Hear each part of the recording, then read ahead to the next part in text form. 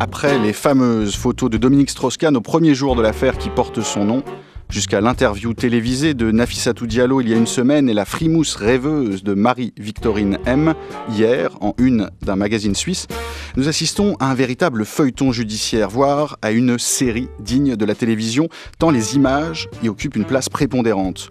Pour les mieux regarder et même pour interpréter notre époque dans leur miroir, les matins d'été ont convoqué aujourd'hui l'historienne Claire Secaille, chargée de recherche au laboratoire communication et politique du CNRS et auteur notamment du Crime à l'écran aux éditions Nouveau Monde, mais aussi le magistrat Xavier Lamère, professeur de droit pénal et de criminologie à l'université Paris 2 Assas et enseignant à l'École nationale de la magistrature. Bonjour Claire Secaille. Bonjour. Bonjour Xavier Lamère. Bonjour. Alors je voudrais que nous partions de l'affaire Dominique Strauss-Kahn pour essayer de mesurer le poids, la loi que les images imposent à la justice aujourd'hui. Xavier Lamère, Nafissatou Diallo aurait, selon des juristes américains interviewés dans les médias français, accordé son interview à la télévision américaine dans le but d'influencer le jury en cas de procès et de faire pression sur le procureur. Dans quelle mesure cette stratégie peut-elle être, selon vous, payante ?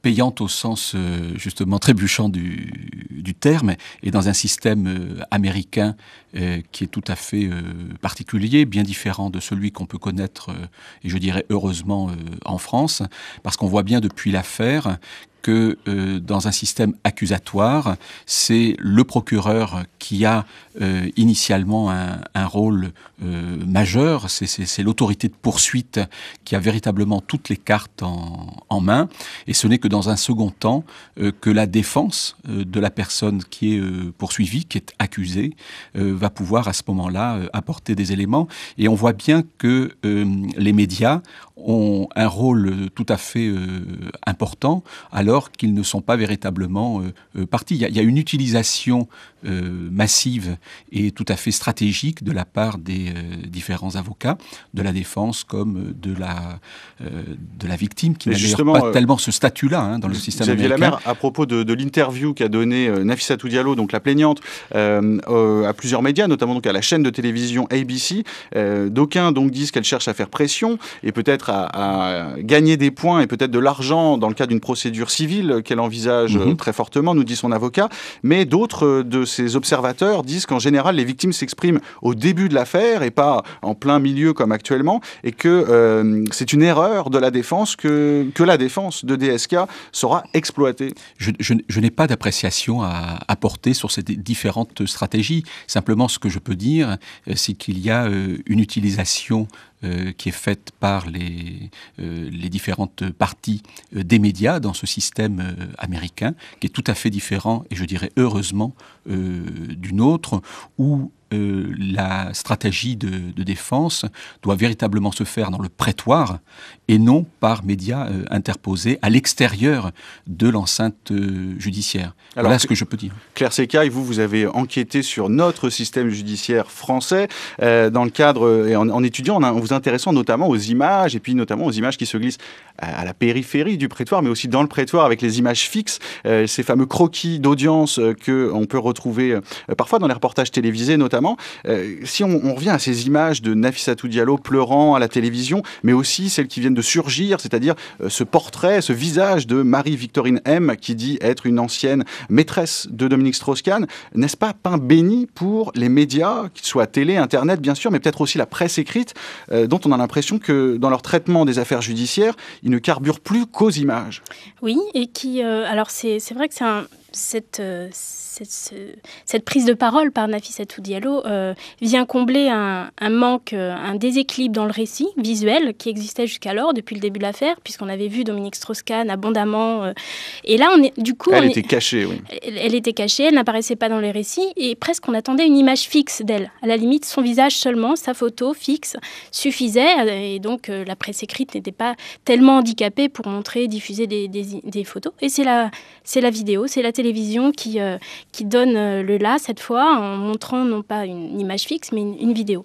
J'ajoute quand même que Newsweek a publié aussi cette une qui est à mon avis très intéressante parce que donc on voit Nafissatou Diallo et Dominique Strauss-Kahn de profil chacun, mais qui se font face.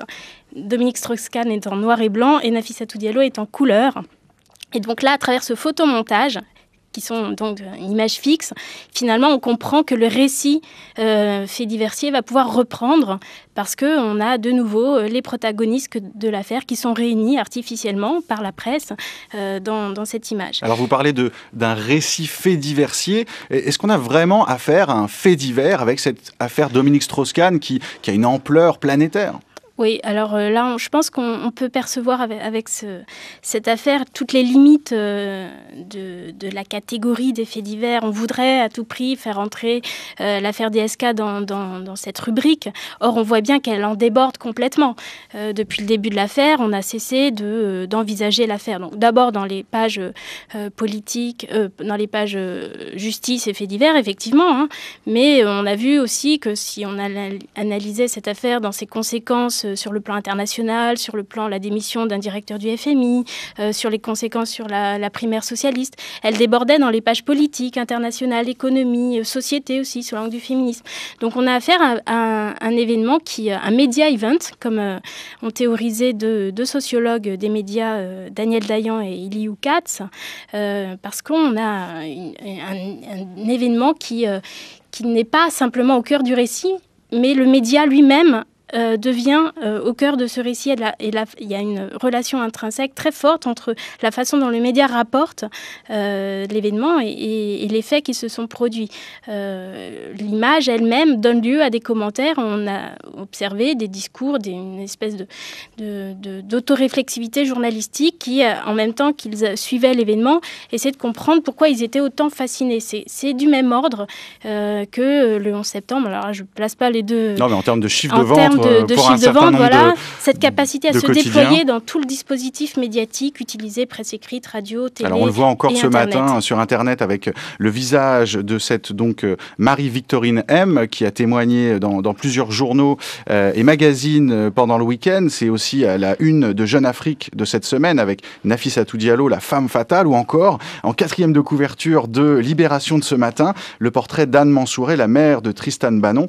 Voilà, donc des images qui font de ce média event, comme vous dites, Claire Secaille, donc un événement qui déborde les pages des faits divers. Mais Xavier Lamère, si on prend un peu de champ et qu'on continue à réfléchir sur ces images, je voudrais qu'on les prenne et qu'on évoque l'usage qu'en est fait aujourd'hui dans la pratique judiciaire. Je me reportais en préparant cette émission à Héraclite, philosophe présocratique cher à mon cœur, qui disait « Les yeux sont de meilleurs témoins que les oreilles ». Et dans les tribunaux, l'image semble aujourd'hui de plus en plus faire office de preuve. Je pense notamment aux fameuses images de vidéosurveillance qu'on a pu trouver au début de l'affaire DSK.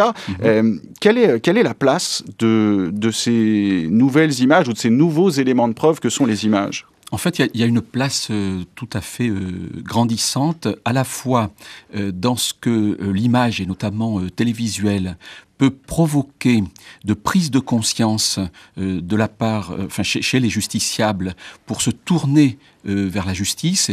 Et par exemple, j'ai pu noter, et c'est très justement remarqué par Claire Secaille dans son ouvrage, et moi j'ai pu le vivre dans ma pratique de juge d'instruction, au milieu des années 1990, en 95. Donc la grande époque des juges d'instruction. Voilà. Mais l'époque où, finalement, en matière notamment de violences sexuelles, de criminalité sexuelle, les émissions qui vont de façon un peu pionnière aborder ces sujets tout à fait délicats, puisqu'on touche à l'intimité la plus profonde des personnes, vont aussi libérer une parole, et j'ai pu le vivre avec notamment des plaintes déposées à la suite d'émissions comme par exemple Bas les masques de Mireille Dumas ou d'autres émissions sur les questions notamment d'inceste s'agissant de violences intrafamiliales. Donc on voit déjà comment le justiciable peut s'approprier à l'aide d'images audiovisuelles, d'émissions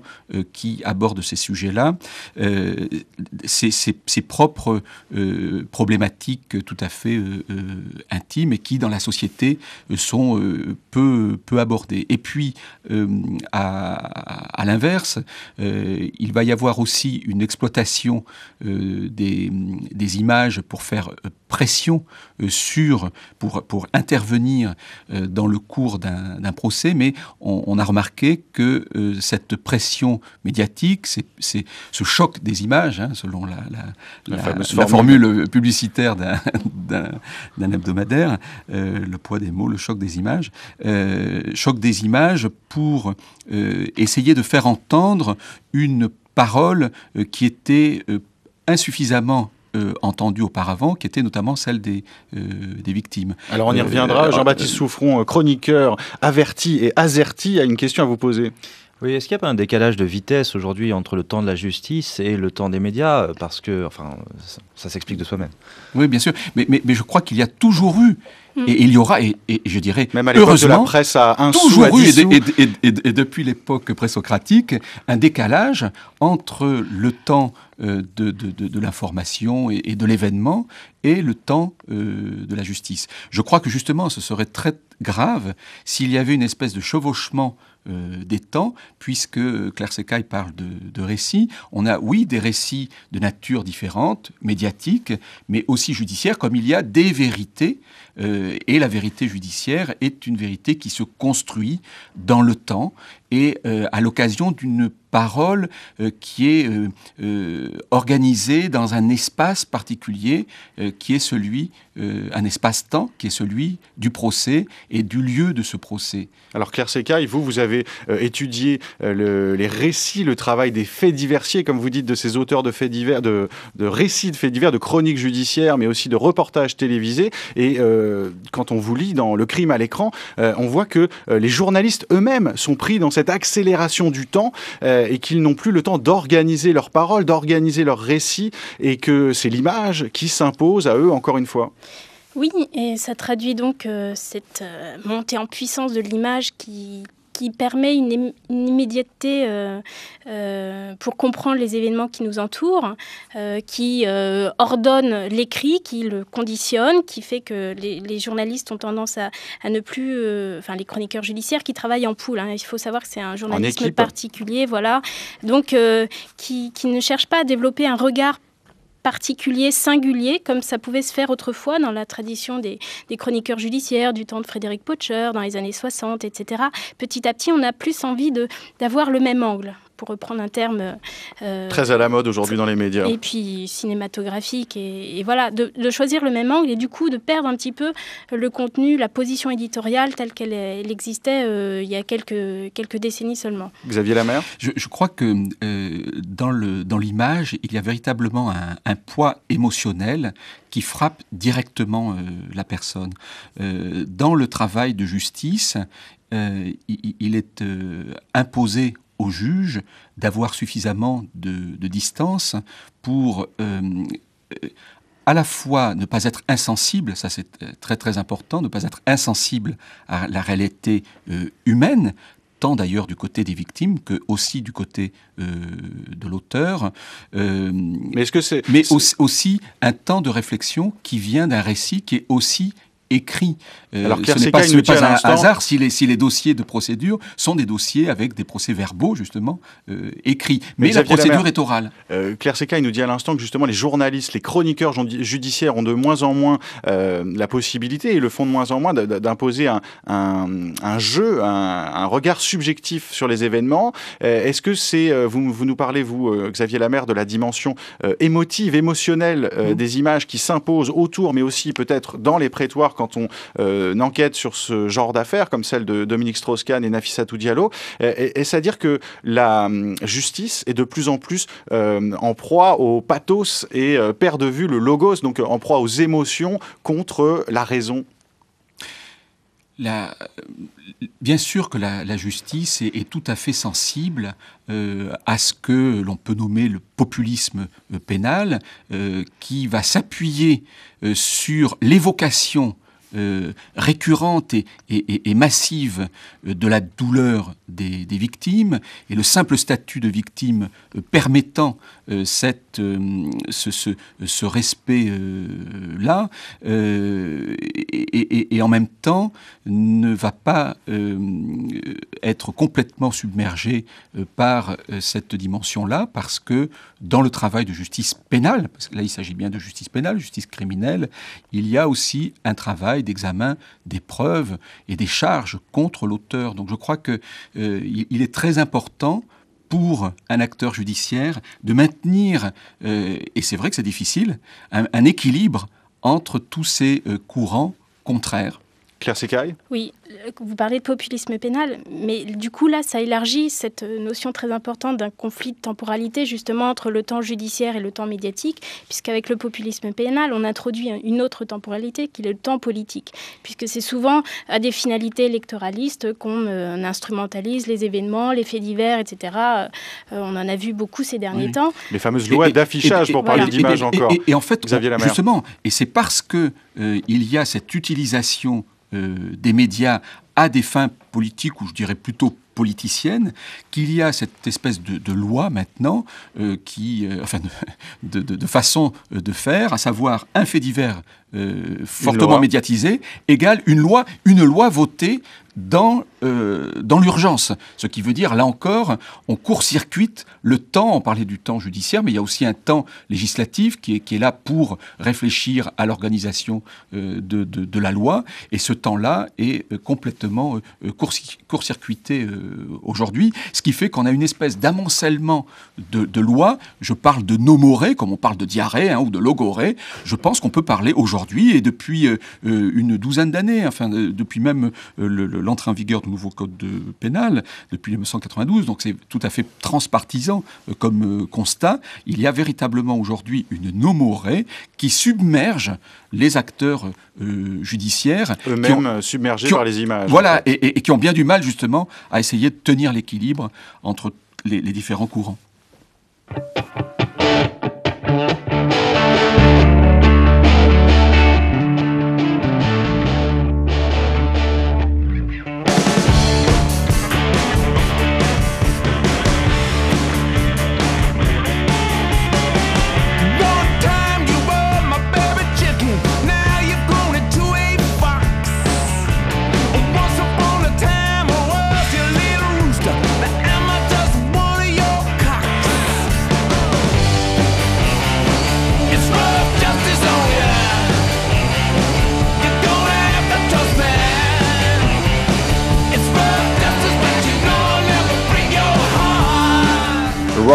Justice, un morceau des Rolling Stones, puisque nous parlons de justice et d'image, l'affaire DSK.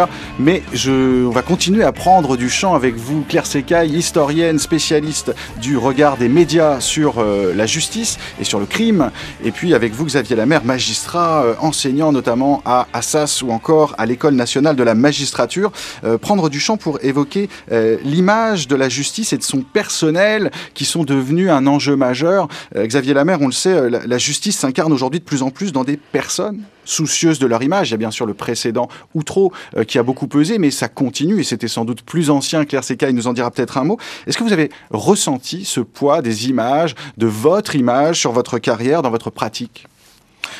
Bien sûr, on est constamment, lorsqu'on est notamment un juge d'instruction ou un juge des libertés de la détention, par exemple, ou un président d'assises, on est constamment sollicité.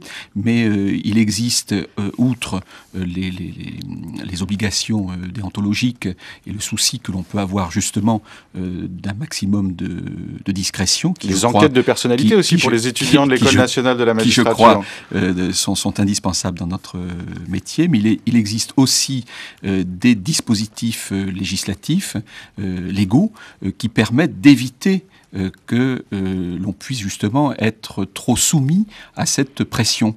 Et par exemple, si le président, ça m'est arrivé récemment, en tant que président de tribunal correctionnel au tribunal grande instance de Créteil, de refuser par exemple, dans certaines affaires, une médiatisation qui aurait pu être développée et qui, à mon avis, n'aurait pas servi l'affaire. Et le souci qui m'animait était un souci de sérénité. À la fois de sérénité, mais aussi de protection des personnes, de la dignité des personnes. Ce n'est pas un hasard si la législation ne permet pas, contrairement à ce qui peut se faire dans certains États, pas tous, aux États-Unis, ne permet pas que les procès soient filmés, ou alors dans des conditions bien particulières, en vue d'archives nationales ou pour un intérêt scientifique ou historique.